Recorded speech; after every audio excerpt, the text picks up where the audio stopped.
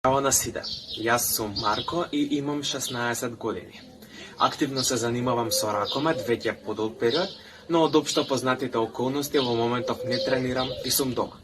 Инаку сум ученик во средното општинско училиште гимназија Кочо Рацин во Велес.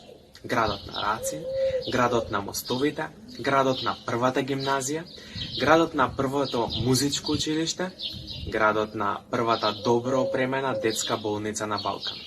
Прв и авангарден по многу нешта.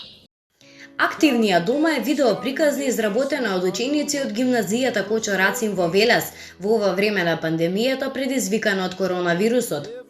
Видео приказната е изработена во рамките на онлайн наставата по германски јазик од страна на 12 ученици од прва и втора година под менторство на професорот Пенчо Кимов. Учениците испратија интересни совети до своите врсници од градот за тоа како може корисно да се исполни денот со различни активности. За нас како активни млади не е воопшто лесно да седиме дома. Сепак ќе се сложиме сите, има и добро во тоа. Некако пред време созреваме. Сега сите сме свесни и знаеме дека тоа е за доброто на сите нас.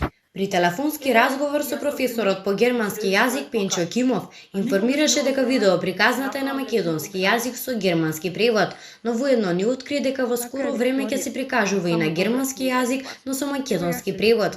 Оваа видео приказна е резултат на заедничка соработка и тимска комуникација помеѓу учениците и професорот, која создале инспирирани од ситуацијата со коронавирусот. Тоа е целта во секој случај, значи да можат и креативно да се изразат и да го кажат своето мислење. Значи, надворот, постојните наставни содржини, секако во гимназијата работиме на една дигитална платформа и таму нон-стоп споделуваме со учениците материјали. Значи, нон-стоп ни решаваат таму задачи, ги споделуваме, но ова е нешто што, да речеме, им представуваше посебно задоволство, затоа што, велам, значи, беше ставена слободата сами да го креираат.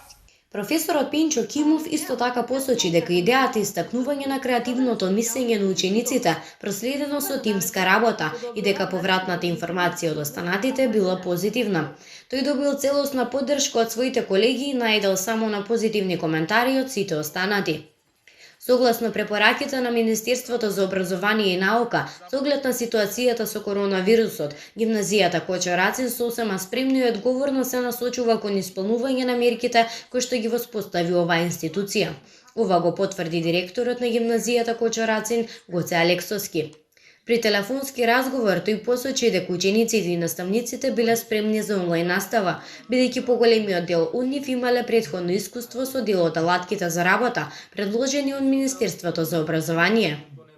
Од оние кои што беа понудени и размислувањата и контактите со учениците, класрумот е највеќе застапен и Zoom